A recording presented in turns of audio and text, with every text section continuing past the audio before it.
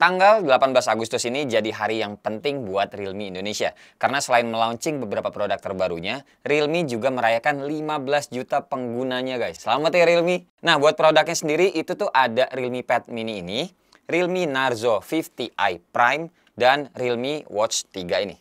Nah, yang akan gue bahas lebih detail adalah Realme Pad Mini ini dulu ya. Dan di awal gue bisa bilang kalau tablet ini tuh worth it di harganya yang 2 jutaan untuk saat ini dari berbagai aspek pemakaian sehari-hari yang udah gue cobain. Monggo teman-teman simak sampai kelar.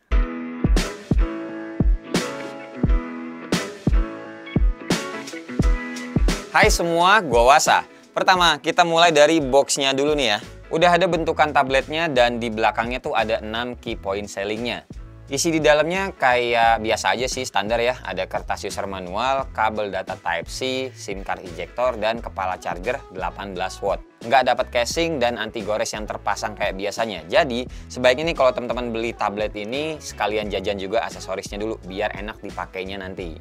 Tabletnya tuh bentukannya kayak gini, layarnya 8,7 inci, resolusinya WXGA+, 1300 x 800 pixel dengan panelnya tuh LCD IPS. Compact, enak banget buat dibawa kemana-mana. Gua sih megang satu tangan aja ini masih bisa ya. Buat bagian bezelnya masih lebih tebal bagian atas sama bawah, kanan kirinya oke. Nggak fancy emang sih ya, mengingat tablet ini tuh entry level yang udah sesuai sama harganya.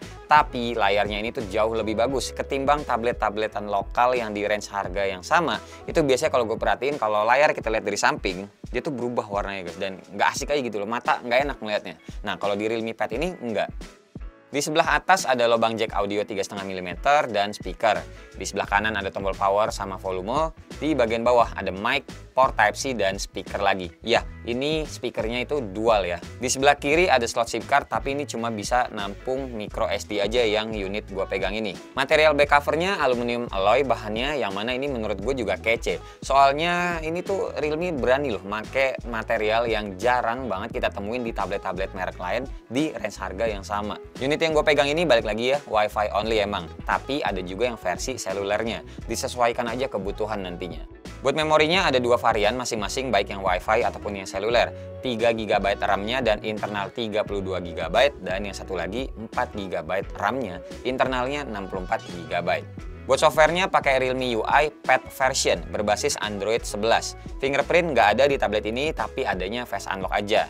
Nah kalau ditanya buat dipakai telepon bisa atau enggak, ya jawabannya adalah bisa. Cuma karena enggak ada earpiece-nya di bagian atas, jadi otomatis langsung loudspeaker.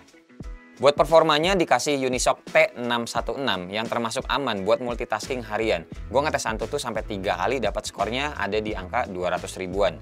Main Asphalt 9 lancar, walau ada kalanya nge-lag dikit patah-patah gitu kalau ketemu grafik yang rumit pas lagi nabrak-nabrak misalkan. Main Real Drum agak delay sedikit.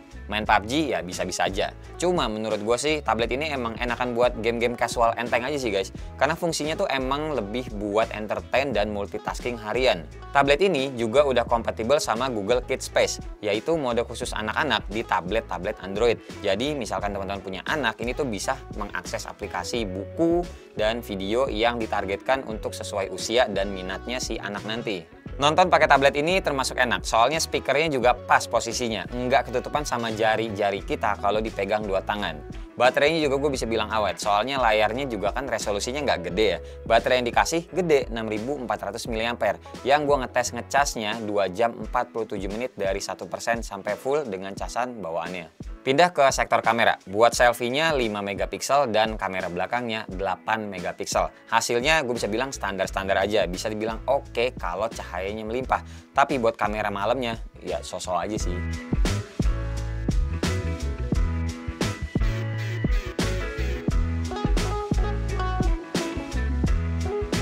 Kemampuan ngerekam video kamera depannya mentok di 720p 30 fps aja, dan kamera belakangnya di 1080p 30 fps aja. Ya, ini adalah contoh video kamera belakangnya ya, 1080p 30 fps, dimana nih sikonnya ya ada cahaya banyak dari lampu sini, lampu atas.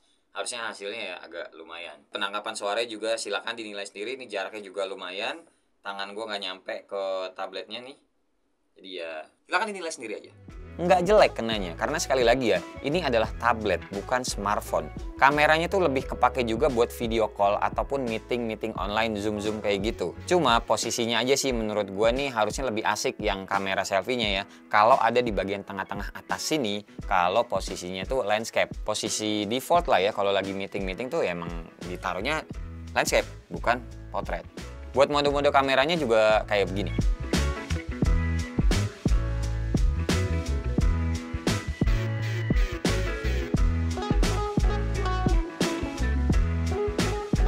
Overall, tablet ini pokoknya sih gue bisa rekomenin ya buat temen-temen beli. Entah buat pemakaian harian, nemenin handphone temen-temen, ataupun buat orang tua, atau bahkan, balik lagi, buat anaknya main di rumah. Tinggal beliin casing aja yang agak tebelan biar makin aman dimaininnya ya. Nggak sayang-sayang juga gitu loh kalau misalkan ya ini tablet kebanting-banting sama anak ya, namanya juga anak kecil ya. Terus juga di saat brand lain jarang ngeluarin tablet yang mini ukurannya non-compact kayak begini, ditambah harganya juga yang biasanya tuh jadinya mahal gitu kalau brand lain. Realme Tab Mini ini tuh menjadi opsi sih menurut gue ya, satu-satunya buat gue pribadi. Nama Realme juga udah gede dan service centernya juga udah banyak di mana-mana. Monggo lah teman-teman kalau ada rezekinya bisa ditebus tablet ini. Terus kalau mau bahas sedikit juga soal smartwatch-nya nih yang lagi gue pegang, jadi mending sekalian aja ya. Ini tuh Realme Watch 3 namanya. Smartwatch yang punya fitur clear Bluetooth calling, jadi bisa ngangkat telepon dari jamnya langsung. Model fisikanya tuh mengkotak kayak begini yang mayoritas materialnya adalah polikarbonat dengan finishing yang glossy, metalik gitu di bagian pinggirannya. Tombol fisiknya cuma ada satu aja di sebelah kanan dan di sebelah kirinya ada lubang speaker. Layarnya pakai TFT 1,8 inch dengan resolusinya 240 x 286 pixel. Baterainya 340 mAh yang diklaim tahan sampai seminggu dan juga punya rating IP68. Fitur-fitur pemantau kesehatannya ya ada banyak, macam kayak pengukur detak jantung, banyaknya langkah, pengukur SpO2 atau ya oksigen, dan yang lain-lain. Termasuk fitur olahraganya juga ada banyak. Pokoknya kalau teman-teman mau ada review lanjutannya buat jam ini, gue pengen tahu dulu. Coba tulis di kolom komentar, teman-teman penasaran apa enggak gitu. Kalau rame ya gue bikin. Oke guys, dan ya udah paling segini aja dulu ya video cerita gua untuk pengalaman make Realme Pad Mini ini dan juga ya sedikit preview soal Realme Watch 3. Terima kasih banget pokoknya buat teman-teman ya udah nonton dari awal sampai akhir, dan seperti biasa nggak usah di like, nggak usah di share, dan nggak usah juga di subscribe channel ini kalau tidak bermanfaat. Tapi kalau bermanfaat ya silakan share juga dongin teman-teman, siapa tahu nambah pahala. Sampai ketemu di video selanjutnya. Bye bye. Cheers.